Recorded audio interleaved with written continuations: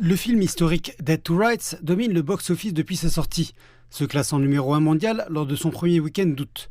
Même en semaine, les salles de cinéma des quartiers les plus fréquentés de Beijing restent bondées, le public étant attiré par cette histoire de guerre captivante.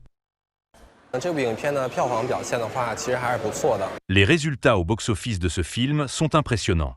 Il a commencé avec 20% des écrans lors de sa première semaine, a atteint un pic de 40% lors de la deuxième semaine, et même maintenant, après 2 semaines, il se maintient à 30%.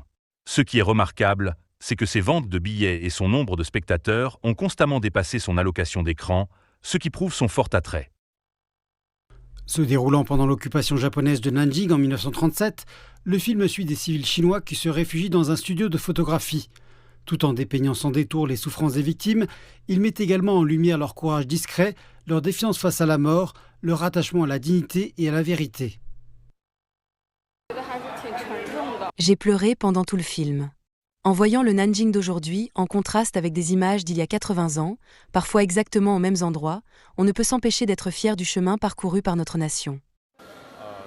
J'espère que davantage de spectateurs internationaux verront ce film.